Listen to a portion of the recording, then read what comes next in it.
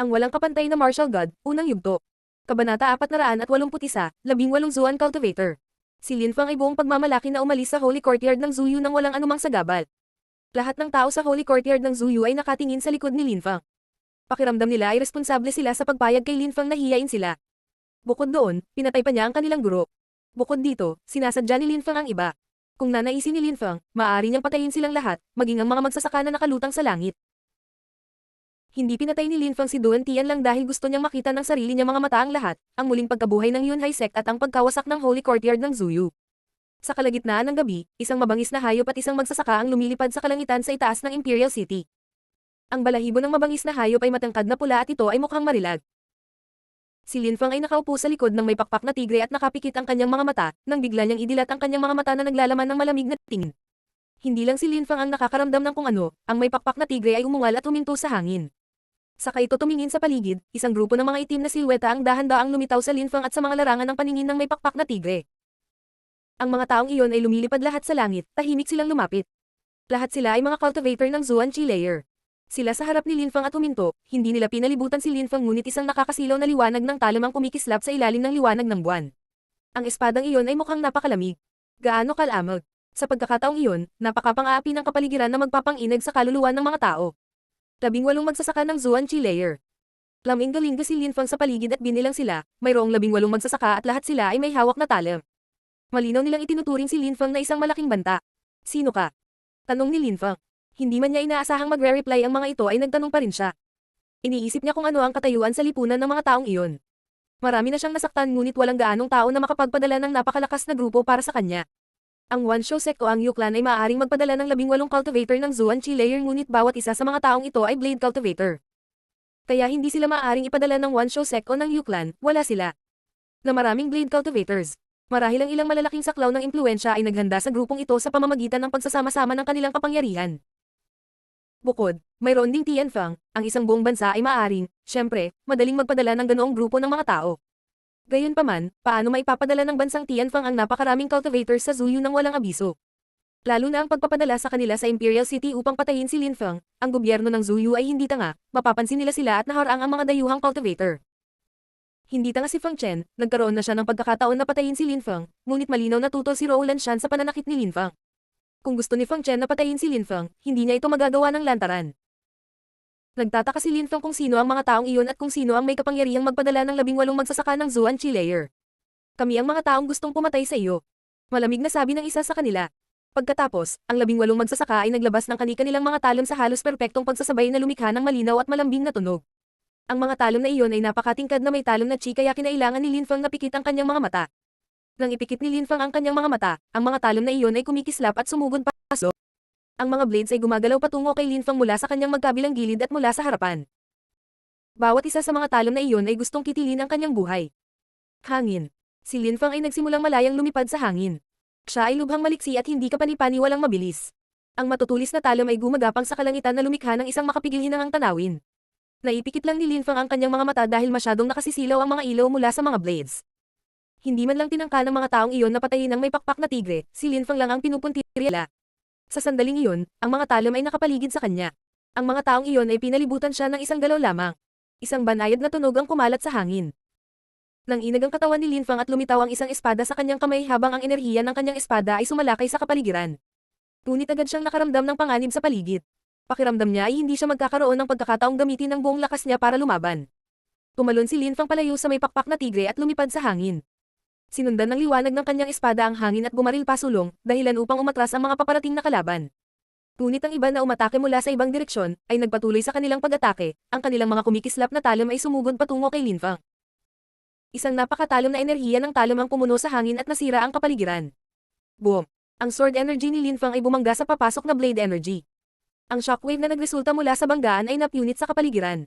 Isang hindi kapani-paniwalang malakas na hangin ang sumabog sa bawat direksyon. Si Lin Fang ay natulala. Ang mga taong iyon ay gumagamit ng lahat ng mga talom at sila ay nagtutulungan sa pagbuo. Sila ay nasa perpektong pagkakaisa sa isa't isa at napakahirap na makahanap ng isang mahinang punto sa kanilang pagbuo. Sa sandaling iyon, sa itaas at likod ni Lin Fang, mayroon lamang mga talon na kumakalat ng matalim na chi patungo sa katawan ni Lin Fang. Tila hindi nila bibigyan ng kahit isang segundong pahinga si Lin Fang. Isang nakakatakot at nakamamatay na enerhiya ang lumabas sa katawan ni Lin Fang at sumambulat sa kalangitan. Ang kanyang mga mata ay naging itim at walang emosyon. Kahit sino pa ang mga taong iyon, papatayin niya sila. Roar. Inilabas ni Linfang ang kanyang nakakatakot na purple spirit, at napuno ng purple na lawa ang kapaligiran. Ang kanyang napakalakas na kaluluwa pagkatapos ay lumabas mula sa kanyang katawan at sumanib sa lilang espiritu na pagkatapos ay nagsimulang mabilis na magbago. Ha? Nagulat ang 18 cultivator na iyon nang makita nila ang lilang lawa dahil hindi ito umaatake sa kanila o nakapaligid man lang sa kanila, tila umiikot ito at kumakalat sa kalangitan.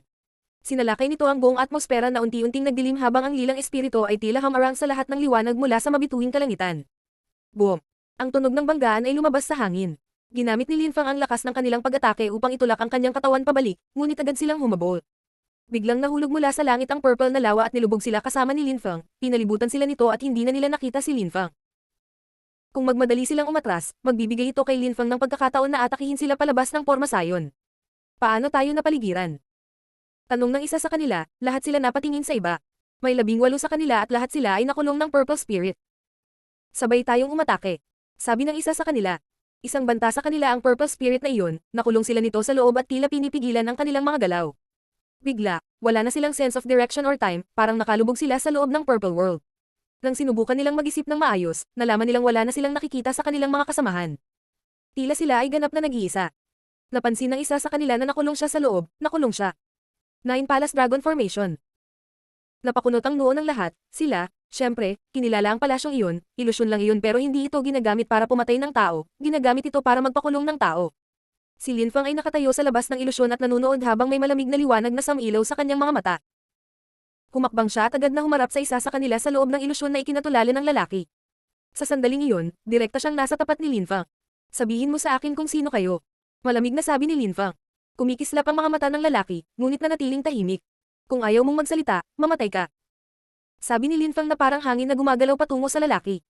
Sa isang iglap, lumitaw siya sa harap ng kanyang kalaban at sumalakay gamit ang kanyang nakamamatay na espada, ngunit ibinalik ng lalaki ang kanyang nakasisilaw na talon bilang kapalit. Gayunpaman, nag-iisa ang asasin, kaya ba niyang pigilan ang espada ni Linfang? Ang kanyang talon ay nasisipsip sa nakamamatay na enerhiya ni Linfang na nagpasindak sa kanya, kaagad pagkatapos, ang kanyang katawan ay nahati sa dalawa ng espada ni Linfang. Hindi man lang lumingon sa kanya si Linfang. Muli siyang humakbang at nakarating sa isa pang silid na kulay ube. May isang babaeng asasin sa kwartong iyon na gulat at mukhang namumutla. Sino ang nagpadala sa iyo para patayin ako? Tanong muli ni Linfang. Tinitigan niya si Linfang at tumugon sa malamig na tono. Linfang, hindi ako naniniwala na magagawa mo ang Nine Palace Dragon Formation. Maswerte ka, pero hindi ka na makakaligtas sa susunod. Kahit na may susunod na pagkakataon, hindi ka mabubuhay upang makita ito. Sabi ni Linfang habang tumatakbo pasulong at umaatake gamit ang kanyang nakamamatay na espada. Sa isang iglap, patay na rin siya. Ipinagpatuloy ni Linfang ang pagpatay sa mga taong iyon sa loob ng ilusyon. Lahat ng mga cultivator ng Zuan Chi Layer ay isa-isang namamatay sa loob ng ilusyon ni Linfang. Matapos patayin ang 18 tao, nawala ang ilusyon, at nakatayo si Linfang sa malungkot na kalangitan sa gabi. Mukha siyang death god, pero hindi siya mukhang mayabang. Napakataas na katayuan sa lipunan, siya ay anak ni Liu Minghe at bahagi ng pangkat ni Duan Wuya. Si Roland Shan ay nagpakita rin ng pagkagusto sa kanya, ngunit may ilang mga hanggal na tao pa rin ang naglakas loob na subukan at patayin siya. Bukod pa rito, ang 18 ay sinanay lahat sa isang partikular na porma sayon, kaya malamang na ang mga taong iyon ay kabilang sa isang napaka-impluwensyang grupo. Ang pinaka-nakakatakot na bahagi ay wala ni isa sa 18 ang nagpahayag ng pangalan kung saan sila nagtrabaho, kahit na binyantaan ng kamatayan. Ang uri ng kaaway na iyon ay lubhang nakakatakot, at ang grupong iyon ay dapat na napakalakas. Ang walang kapantay na martial god, unang yugto. Kabanata 482, Libo-libong palaso. Maraming tao ang sumunod sa Dragon Mountain Empire mula kay Tianfang at naglakbay patungong Zuyu. Sa piging, sunod-sunod na pinahiya ni Linfang ang 7 sugo ni Tianfang at pinatay pa ang 2 sa kanila. Sa gabi pagkatapos ng piging, 18 magsasaka ng Zuan Chi Layer ang lumitaw at sinubukang patayin si Linfang gamit ang Blade Formation, ngunit sa huli, sila ay ganap na nabigo. Ang kakayahan ni Linfang sa pakikipaglaban ay ginawang malinaw sa Xiangjiang Lake. Parang may malaking mangyayari sa Zuyu. Hindi talaga ito may larawan ng mga tao, ngunit alam nila na may mahalagang mangyayari at walang sino man ang makapaghuhuli sa resulta. Sa labas ng Imperial City, libu-libong kilometro ang layo, isang bagay na nakakagulat din ang nangyayari. Ang isang tiyak na lokasyon ay ganap na nasira, ngunit ang balita ay hindi kumalat sa Imperial City. Ang pinakamalakas na sekta ng bansa, ang Hao Yu sect ay ganap na nawasak. Sa araw na iyon, 10,000 ng Chiexi Armored Cavalry ang pumasok sa teritoryo ng Hao Yu sect at nilipol ang lahat ng bagay sa kanilang landas. Damaloy ang dugo na parang ilog. Ang buong sekta ay nawasak at ang Hao Yu sect ay mawawala sa kasaysayan. Bukod sa ilang tao na nasa labas at iilan na nakatakas, lahat ay pinatay ng walang awa. Ang buong sekta ay naging ilog ng dugo. Ang massacre ay tumagal ng isang buong araw. Sa takip silim, ang mga itim na uwak at mabangis na lawin ay lumilipad sa itaas ng teritoryo ng Hauyu sect at kung minsan ay lumulusot upang kainin ang mga patay na laman mula sa hindi mabilang na mga katawan. Nagmukha itong apocalyptic at desolated.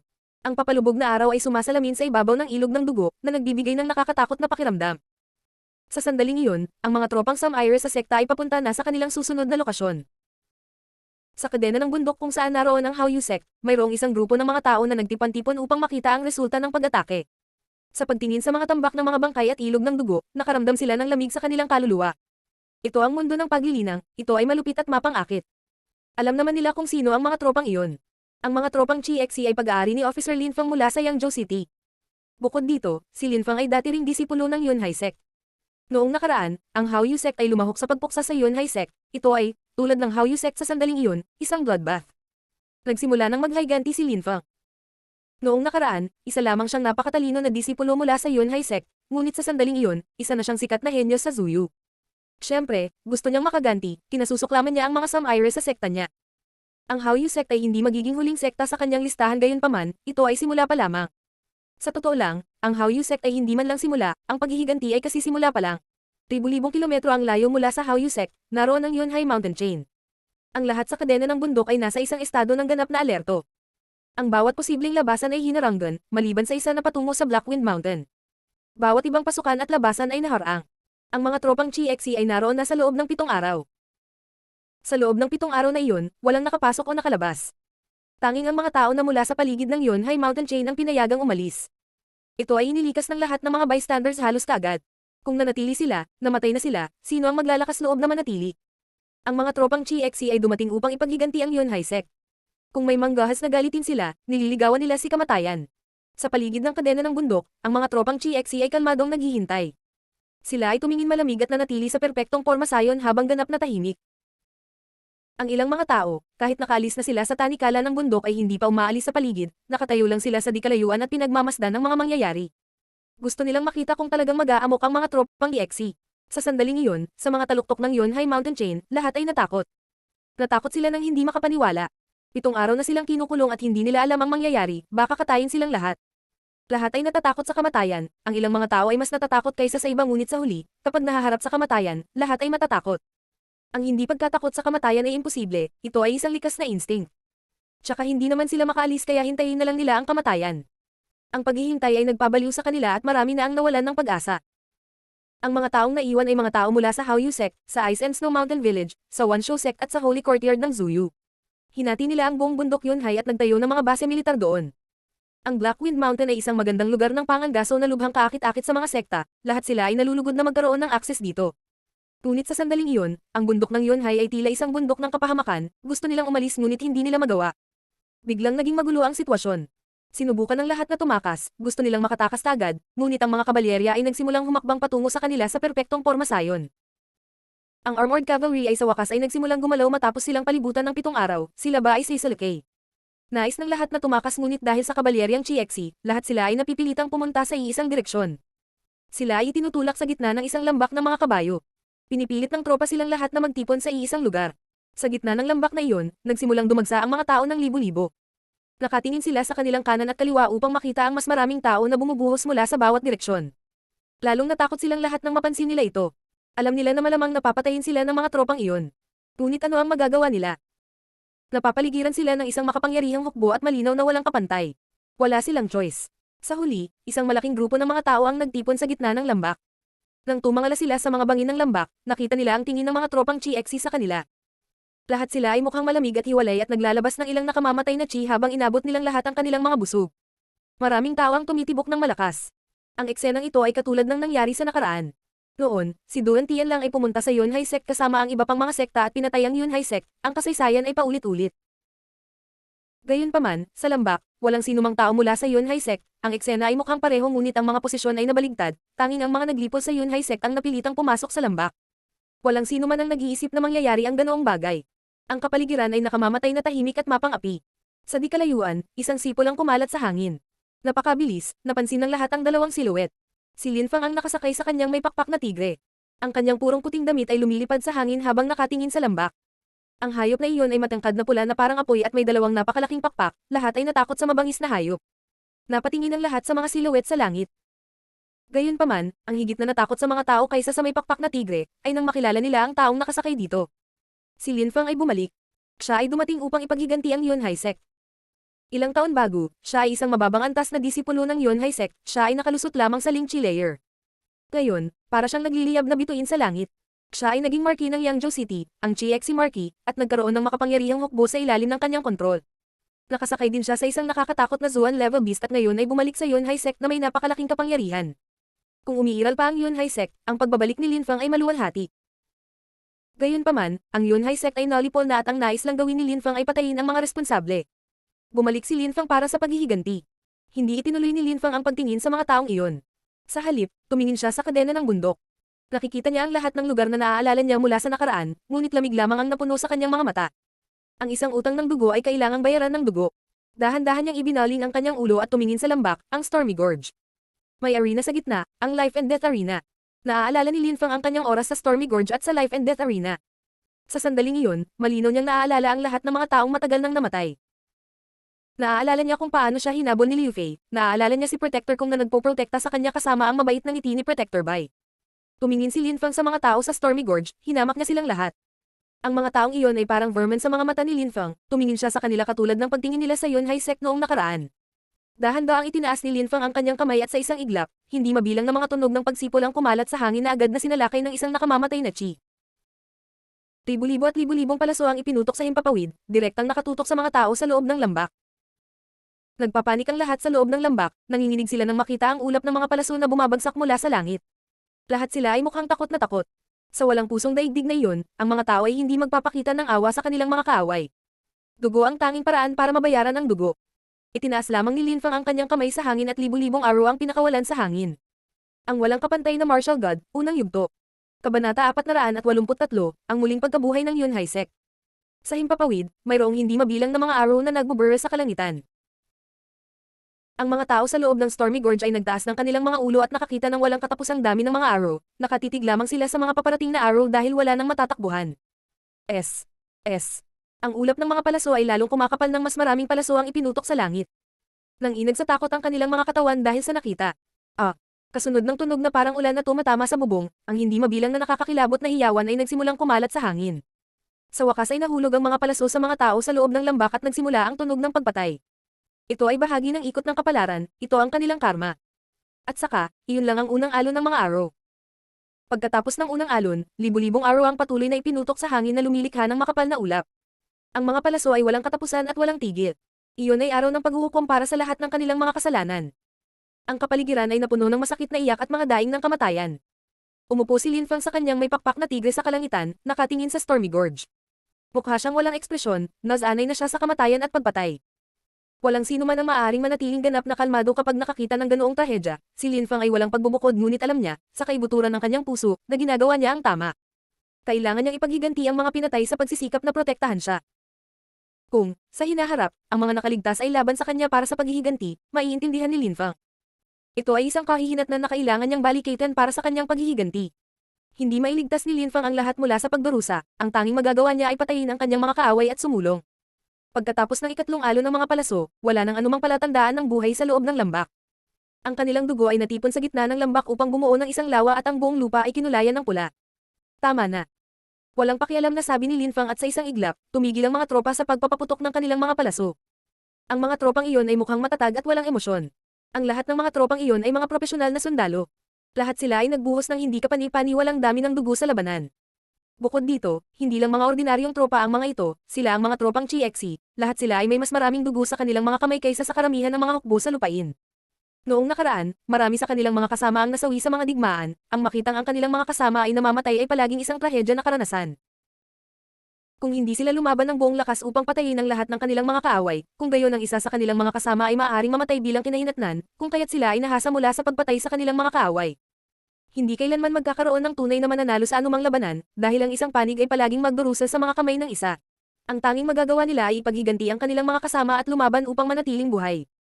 Ang mga tropang iyon ay parang malamig at hindi gumagalaw na bundok. Kung utos ni Lin Feng, agad silang gagawa ng aksyon. Pinigilan sila ni Lin Feng, kaya wala ni isang sundalo ang nagpaputok ng isa pang palaso sa lambak. Qiyongqi, sila ay para sa iyo. Walang pakialam na sabi ni Lin Feng. Ang kanyang may pakpak na tigre pagkatapos ay umungal at itinapon ang sarili sa bangin. Nang makarating ito sa itaas ng bangin, ibinuka nito ang bibig at bumuga ng agos ng nagliliyab na apoy. Agad na sinunog ang mga bangkay na iyon, at nagsimulang sumangga ang dugo. Ang apoy ng may pakpak na tigre ay napakainit at naging sanhi ng pagtaas ng temperatura sa buong lambak. Ang mga naglalakihang pakpak nito ay patuloy na humahampas sa hangin sa itaas lamang ng bangin. Lumipad ito ng paikot-ikot habang nagpapakawalan ng mga agos ng apoy. Napakabilis, ang buong bangin ay kinain ng rumaragas ang impyerno. Ang mga nakakatakot na apoy na iyon ay umabot sa taas na ang buong lambak ay dinaig ng isang sumasayaw na liwanag. Sa di kalayuan, ang mga tao na tumingin sa direksyon ng Yunhai Mountain ay nakakakita lamang ng mga apoy na umaagos patungo sa kalangitan. Hindi sila makapaniwala sa kanilang mga mata, nanginginig silang lahat habang bumabalot sa kanilang katawan ang malamig na pawis. Hindi ba masusunog ang buong bundok ng gayong napakalakas na apoy? Ang mga taong iyon ba sa bundok ng Yunhai, lahat ay patay. Maraming tao ang talagang naaliw na hindi sila nakilahok sa pagpuksa sa Yunhai sect noong nakaraan, kung hindi, lahat sila ay patay sa sandaling iyon. Sila ay nasusunog sa loob ng bangin. Si Linfang ay masyadong malupit. Gusto niyang makaganti kaya't nasunog si Zuyu sa kanyang apoy ng galit. Pagkatapos nito, maaalala ng maraming tao ang mga apoy na iyon, nagpatuloy sila sa pag-aapoy sa loob ng 3 araw at 3 gabi. Sa tuktok ng bundok ng Yunhai, wala nang anumang kadiliman, palagi itong naliliwanagan ng apoy na sumunog sa mga bangkay ng mga kaaway ni Linfang. Siyempre, iyon ang nangyari pagkatapos. Sa sandaling iyon, ang may pakpak na tigre ay bumalik sa gilid ni Linfang. Si Linfang ay nakatingin sa apoy, bamantong hininga siya at sinabi. Ang Haoyu sect ay nawasak na, atin na naman ang bundok Yunhai. Ako, si Linfang, bilang patriarch ng Yunhai sect, ay nagpapahayag na ang Yunhai sect ay isinilang na muli. Ah, ah, ah. Maraming tao ang sumisigaw, parang mga hayop na umaatungal, nakakalokang display. Nawasak ang Yunhai sect, maraming tao ang naibenta bilang mga alipin at ang mga aliping iyon ay nailigtas ni Linfang. Ang lahat ng nakaligtas na iyon ay naging miyembro na ng mga tropang GXC. Siyempre, hindi talaga tama ang pagtawag sa mga tropang GXC bilang isang hukbo ni Zuyu, dahil ang mga tropang GXC ay mayroon lamang isang pinuno, si Linfang. Hindi na sila tapat sa anumang bansa at sumunod na lamang kay Linfang. Ang mga dating miyembro ng Yunhai sect ay nakadama ng malalim at matinding puot. Sila ay naging mga alipin at nabilanggo, ngunit sa sandaling iyon, sa wakas ay makikita na rin nila ang kanilang sekta. Excited sila, hindi maiintindihan ng ibang tao ang nararamdaman nila. Manatili dito sa Yunhai sect at mag-cultivate ng 3 araw. Pagkatapos sa 3 araw, magtungo sa Ice and Snow Mountain Village. Walang pakialam na sabi ni Linfang. Ang Yunhai sect ay nabuhay muli ngunit hindi ito kasing dali, mayroon pa rin silang mahabang listahan ng mga kaaway. Sa ilalim ng kontrol ni Linfang, mayroong libo-libo at libo-libong malalakas na magsasaka, ito ay isang napakalakas na hukbo. Naghahanda na si Linfang para magsagawa ng buong reformang militar. Gayunpaman, ang kanilang layunin ay mananatiling pareho, ang pagpatay sa kanyang mga kaaway. Pipili si Linfang ng ilang kabataan mula sa mga tropang GXC, ang mga namumukod tangi dahil sa kanilang mga likas na kakayahan at hahayaan silang mag-concentrate sa paglilinang, upang mapahusay ang kanilang lakas. Nais ni Linfang na bumuo ng isang malakas na hukbo na pinaghalong mga miyembro mula sa hukbo ng GXC at Yunhai sect. Hindi na ito basta hukbo. Kung ang isang sekta ay walang gaanong kapangyarihan, hindi ito maaaring manatiling maunlad, kaya naman magtatayo siya ng hukbo para sa sekta. Kung magtutulungan lamang ang sekta at ang hukbo ay makakapagtatag sila ng isang kapangyarihang hindi kailanman. Nanatili si Linfang at ang kanyang hukbo sa Yunhai Mountain Chain sa loob ng 3 araw upang muling ayusin. Sinira ni Linfang ang Haoyu sect at dinala ang kanyang mga tao sa Yunhai Mountain para lipulin ang mga mananakop. Mabilis na kumalat ang balitang iyon sa Zuyu. Lahat ay namangha. Ang sekta ng Haoyu, isang napakalaking sekta ay nilipot. Ang unang dakilang sekta na nawasak ay ang Yunhai sect, mabilis na sumunod sa mga yapak ng Luozia sect. Sa Celestial River, nawala sa Luozia sect ang karamihan sa pinakamalakas na magsasaka nito, lahat sila ay pinatay ni Linfang. Pagkatapos, pinatay ni Donwoo daw ang karamihan ng mga miyembro nito sa Imperial City na humantong sa kanilang pagbagsak. Sa pagpuksa ng Haoyu sect, ang pagkawasak nito ay humantong din sa muling pagkabuhay ng Yunhai sect.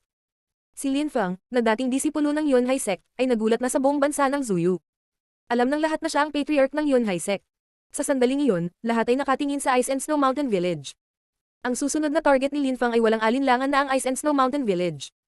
Siguro pagkatapos sirain ang Ice and Snow Mountain Village, pupunta si Linfang sa Imperial City. Ang mga taong lumahok sa pagwasak ng Yunhai sect ay marami. Lahat sila ay napaka-impluwensyang mga grupo na kumalat sa buong bansa. Binuhay ni Linfang ang Yunhai sect, ngunit hindi pa siya tapos na ipaghiganti ito. Lahat ng nakilahok sa pagkawasak nito ay kailangang mamatay. Talagang balak niyang pumunta sa Imperial City. Maraming tao ang naiinip na, gusto nilang makita si Linfang na lumikha ng isa pang alamat sa Zuyu. Ang walang kapantay na martial god, unang yugto. Kabanata 484, walang iyang Hanzutian. Ang Ice and Snow Mountain Village ay nasa hilaga ng Zuyu. Ito ay patuloy na napapalibutan ng nyebe at yelo. Isa ito sa 4 na maimpluwensyang kapangyarihan ng bansa, at ang tanging sekta na hindi matatagpuan sa isang kadena ng bundok.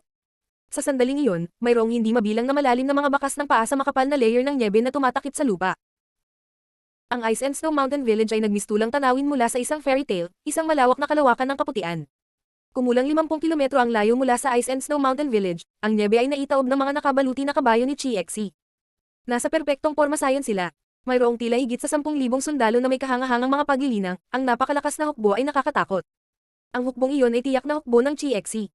Una nilang nilipol ang Hao Yu sect at pagkatapos ay pinalakad sila ni Lin Fang patungo sa Ice and Snow Mountain Village. Si Mr. Chi at ang mga tropa ay naghihintay na dumating si Lin Fang at sumama sa kanila. Dahil hindi sila nakapwesto sa malayo sa Ice and Snow Mountain Village, nagawa nilang bantayan ng mabuti ang sekta at lahat ng galaw nito. At least, makakasigurado sila na hindi sila magtangkang tumakas at iiwan ang Ice and Snow Mountain Village na inabandona. Siyempre, kung makikita nila ang sekta mula doon, makikita rin sila ng sekta. Alam nila kung gaano karaming mga tropa ang nakatalaga sa labas. Sa araw na iyon, maraming tao ang umalis sa Ice and Snow Mountain Village. Dahan-dahan silang naglalakad at papalapit sa tropa. Ang malawak na kalawakan ng puting nyebe ay mukhang mas hindi ka panipaniwala kapag nakikita ang mga tao na lumilitaw sa malawak na puting tanawin. Nang makita ng tropa ang mga taong patungo sa kanila, naghanda sila para sa labanan. Ang ikinagulat ng mga tropa ay ang mga tao sa Ice and Snow Mountain Village ay hindi na natili sa loob ng kanilang teritoryo. Nakapagtataka, nagkusa silang lumabas. Siyempre, inisip ng mga tao ng Ice and Snow Mountain Village na ang pananatili sa sekta ay magiging katulad ng paghihintay sa kamatayan. Ang Hao Yu sect ay nawasak ni Lin Fang at muli niyang nakontrol ang Yunhai Mountain Chain, alam na ng Ice and Snow Mountain Village ang tungkol sa mga kaganapang ito. Sa sandaling iyon, naghihintay ang libu-libong sundalo, halatang hinihintay nila si Lin Fang na sumama sa kanila. Dahil iyon ang kaso, kung ang Ice and Snow Mountain Village ay maghintay ng masyadong matagal, ang kanilang mga kaaway ay lalago at magiging mas malakas, kaya bakit hindi ka agad umalis at subukang magbukas ng ruta ng pagtakas sa pamamagitan ng puwersa? Si Mr. Chi ay nakatayo sa harapan ng hukbo at nakatingin sa mga taong sumusugod sa kanya. Daan-daang tao ang sumugod sa kanya. Ang bawat isa sa kanila ay mukhang malamig at hiwalay. Nakasuot sila ng puting damit at naglalabas ng malakas na enerhiya ng yelo. Lahat ng mga taong iyon ay nagsanay gamit ang mga kasanayan sa yelo at nyebe. Lahat sa Ice and Snow Mountain Village ay nagsanay ng mga kasanayan sa yelo at nyebe at bawat isa sa kanila ay may espiritu ng yelo o nyebe. Lahat sila ay may parehong aura, walang pagbubukod. Napakabilis, ang mga miyembro ng Ice and Snow Mountain Village ay nagsara ng distansya sa pagitan nila at ng hukbo. Kahit na ilang daan lang sila, kung ikukumpara sa libu-libong tropa, wala sila. Ang nasa pinakaharap ay ang patriarch ng Ice and Snow Mountain Village. Han Zutian. Mr. Chi, hindi ko akalain na magkikita pa tayo. Sabi ni Han Zutian na may malabong ngiti sa kanyang mukha. Ang Ice and Snow Mountain Village ay hindi masyadong malayo sa Celestial River kaya madalas bumisita ang mga disipulo ng Mountain Village. Si Han Zutian mismo ay madalas ding bumisita sa Celestial River, ngunit hindi niya ipinaalam sa publiko ang kanyang mga pagbisita. Bukod sa nakilala na niya si Mr. Chi sa loob ng Celestial River. Hindi ko rin nakalain na magkikita pa tayo. Pero nagbago ang mga bagay, magkaaway na tayo. Walang pakialam na sabi ni Mr. Chi. Umiling si Han Zutian at sinabi, bakit ganyan ang pagsasalita? Hindi mo ako kaaway. Ipagpatuloy natin ang pagiging magkaibigan, makakatanggap ka pa rin ng mainit na pagtanggap sa aking Ice and Snow Mountain Village. Abi ni Han Zutian na sinusubukang ailapit si Mr. Chi sa kanyang tabi. Ngunit umiling lang si Mr. Chi at sinabi, Han Zutian, hindi mo ako makumbinsi. Ang mga bagay ay nagbago, tayo ngayon ay nasa magkaibang panig. Miyembro ka ng Ice and Snow Mountain Village, kasama ko si Lin Fang. Si Lin Fang ay kaaway mo kaya kaaway mo na rin ako. Ito ay isang bagay na hindi na mababago. Si Han Zutian ay namangha. Tahasan na inamin ni Mr. Chi na sinusundan niya si Lin Fang. Si Mr. Chi ay dating isang tanyag at kilalang tao sa Celestial River, hindi inakala ni Han Zutian na susundan niya si Lin Fang. Dahil iyon ang kaso, hindi ko ipipilit kung sinusundan mo si Lin Fang, mukhang hindi maiiwasan ang labanang ito. Kung gusto mong lumaban ngayon, umatake ka na lang, huwag mong sayangin ang oras ko. Walang pakialam na sabi ni Mr. Chi, parang hindi siya nababagabag. Tapos maglalaban tayo. Sabi ni Han Zutian habang humahakbang sa himpapawid na nag-iwan ng malaking marka sa snow. Sa isang iglap, itinapon niya ang sarili kay Mr. Chi. Kung gustong lumaban ng matanda, hindi siya mag-aaksaya ng oras. Ang kapaligiran ay napuno ng nyebe, ito ay magiging isang magandang tanawin, kung hindi para sa labanan na magsisimula na. Gayunpaman, hindi naramdaman ni Mr. Chi ang paghanga sa tanawin, ng kaharapang patriarch ng Ice and Snow Mountain Village, hindi niya kayang magpahinga. Isang nakakatakot na apoy ang bumangon mula kay Mr. Chi. Si Han Zutian ay nagsasanay ng paglilinang ng yelo at nyebe, at si Mr. Chi ay nagsasanay sa kabaligtaran, ang pagtatanim ng apoy. Walang pakialam si Mr. Chi sa ginagawa ng kalaban, mabibigat na hakbang ang ginawa niya sa direksyon ng kanyang kalaban. Ang kanyang buong katawan ay natatakpan ng nagngangalit na apoy. Nagsalpukan ng yelo at apoy sa isang pagkapatas na lumikha ng kakaibang eksena sa himpapawid. Gusto ni Mr. Chi na gamitin ang kanyang apoy para matuno ang yelo, ngunit gusto ni Han Zutian na gamitin ang kanyang yelo para mapatay ang apoy. Ang dalawang magsasaka na iyon ay lubos na magkasalungat sa mga estilo ng paglilinang. Si Mr. Chi, gaya ng inaasahan, napakalakas mo pa rin. Hindi katakataka na ikaw ay napakalapit at tanyag na tao sa Celestial River. Ako, si Han Zutian, ay matututo ng maraming mula sa iyo sa labanang ito. Ayon sa gusto mo, sagot ni Mr. Chi. Ang dalawang tao pagkatapos ay parehong bumaril sa hangin. Ang mga tropa ay nanunood ng labanan ng hindi nakikialam, kahit na gusto nilang sumali sa labanan, iginagalang nila ang isang tunggalian sa pagitan ng mga eksperto. Lalong lumakas ang loob ng dalawang mandirigma, nagpatuloy sila sa pagbabanggaan sa ere, paulit-ulit. Lalong lumakas ang yelo at apoy. Panay ang tingin ng lahat sa kanila. Sino ang lalabas na mananalo?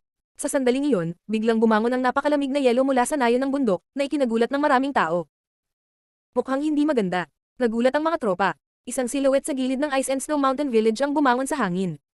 Ang enerhiya ng taong iyon ay napakalakas. Mundo ng yelo at nyebe. Extreme Icebound. Sa sandaling iyon, sabay na nagsalita si Han Zutian at ang taong iyon. Sa isang iglap, isang nakakatakot na enerhiya ng yelo ang pumalibot sa katawan ni Mr. Chi. Mga bastos. Sigaw ng mga tropang Chi-Exi. Galit na galit sila.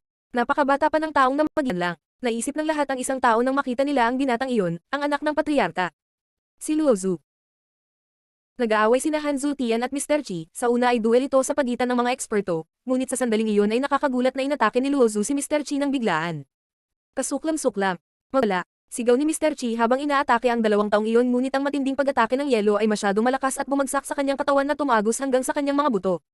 Nagsimulang bumagsak si Mr. Chi mula sa langit, at pakiramdam niya ay nilalamig siya mula sa loob. Mr. Chi, pasensya na sa abala.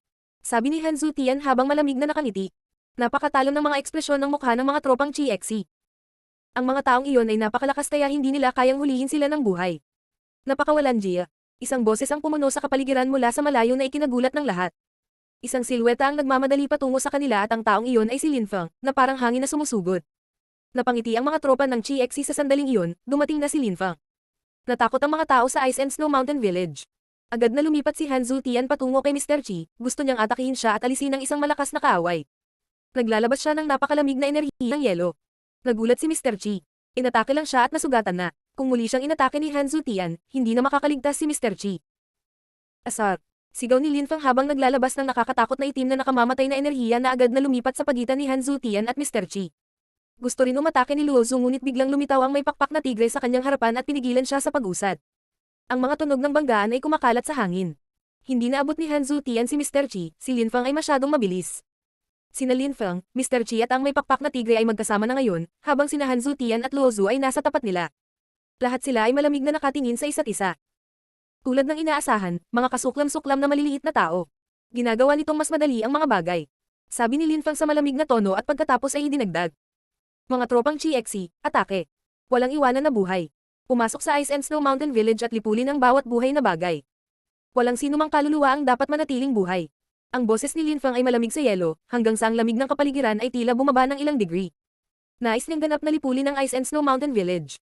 Ang walang kapantay na martial god, unang yugto. Kabanata 485, Ulang Nyebe.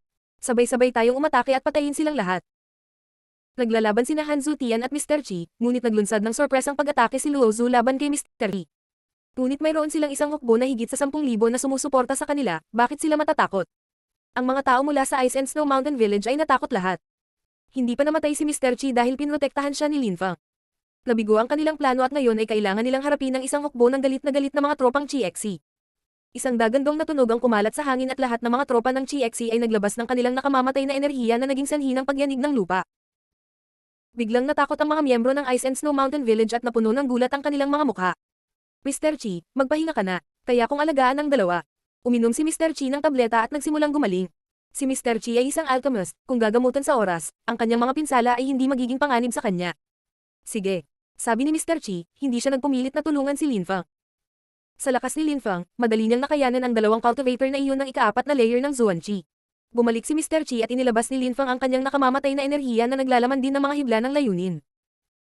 Si Han Zutian at Luo Zhu ay napapaligiran ng nakamamatay na enerhiya na naging sanhi ng kanilang panginginig. Mabilis silang naglabas ng ice chi sa anyo ng mga snowflake na pumuno sa kapaligiran at pinigilan ang nakamamatay na enerhiya. Gayunpaman, ang mga snowflake na iyon ay naging magulo habang ang nakamamatay na enerhiya ay nagsimulang madaig ang mga ito. Mamatay. Humakbang pasulong si Lin Feng at sa isang iglap ay dumating sa harap ni Luo Zhu. Pagkatapos ay tinutok niya ang isang nakamamatay na espada diretso sa kanyang kalaban. Yelo at nyebe. Biglang sigaw ni Luo Zhu. Pagkatapos, ang isang stream ng snowflakes ay nadikit sa nakamamatay na espada ni Lin Feng at nagyelo ito sa lugar. Mundo ng yelo at nyebe. Sigaw ni Han Zutian sa sandaling iyon habang naglalabas ng nakakatakot na malakas na enerhiya ng yelo. Ang buong kapaligiran ay tila nagyelo.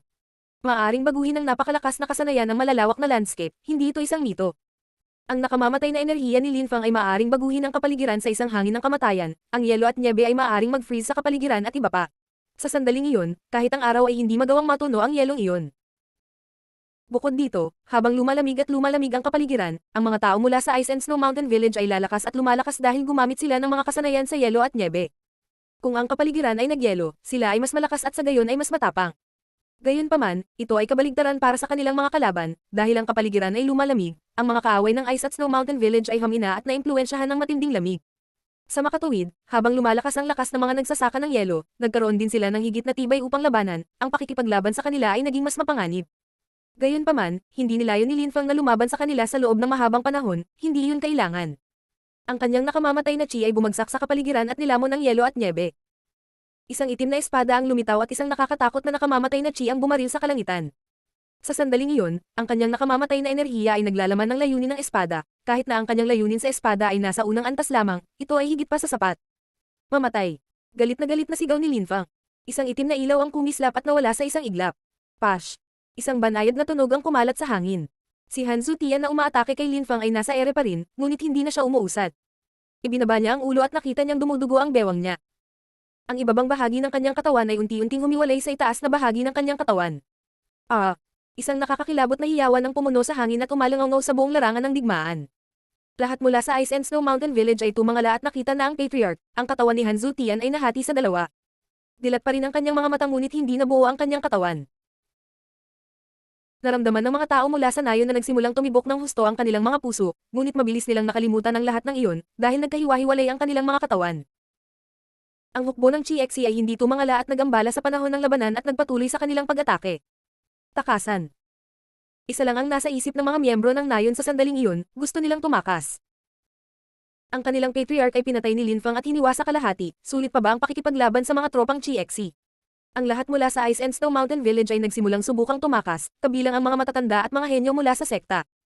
Walang gustong mamatay. Ang pagkamatay kasama ang kanilang mga kasama ay isang mabuting bagay, ngunit kadalasan, kapag nahaharap sa kamatayan, karamihan sa mga tao ay gustong tumakas dahil sila ay takot sa kamatayan.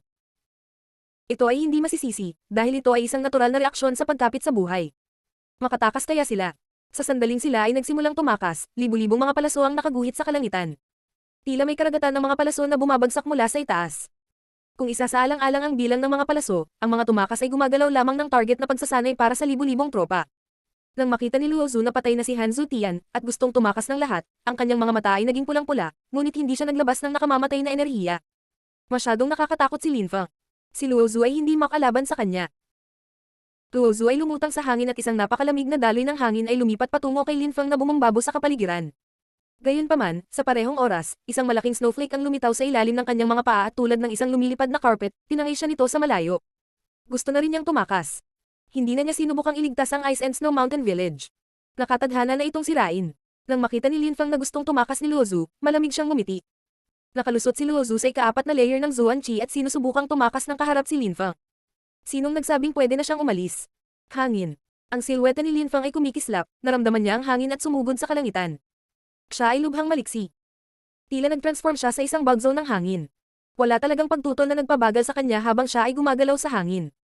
Pagkatapos ay itinapon niya ang sarili patungo kay Luo Zhu na parang bagyo. Isang nakakatakot na nakamamatay na enerhiya ang bumagsak sa katawan ni Luo Zhu na nagpailing sa kanya mula ulo hanggang paa. Nilinggan niya ang kanyang ulo at nakita na lamang niya ang katawan ni Lin Fang sa likod niya, nakataas ang isang itim na espada. Ang espada ni Lin Fang ay nahati ang katawan ni Luo Zhu sa gitna. Sumugod siya rito mula sa Imperial City at ngayon ay gusto niyang magmadaling bumalik, ngunit kamatayan lamang ang naghihintay sa kanya. Siguro nagsimula siyang magsisi sa lahat bago siya mamatay.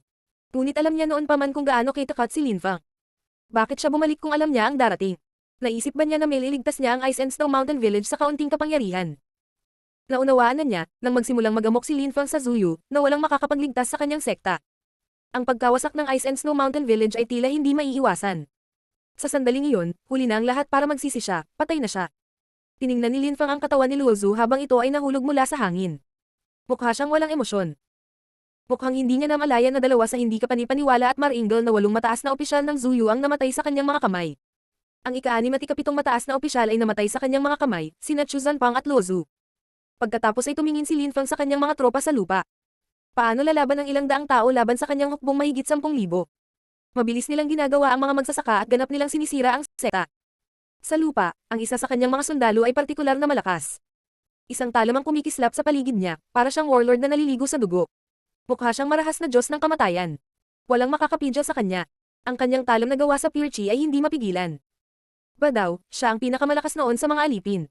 Sa isip ni Lin Feng, naalala niya noong siya ay nasa kulungan, walang makakontrol sa kanya. Siya ay napakarahas. Pinalaya siya ni Lin Feng, salamat sa mga benta sa auction.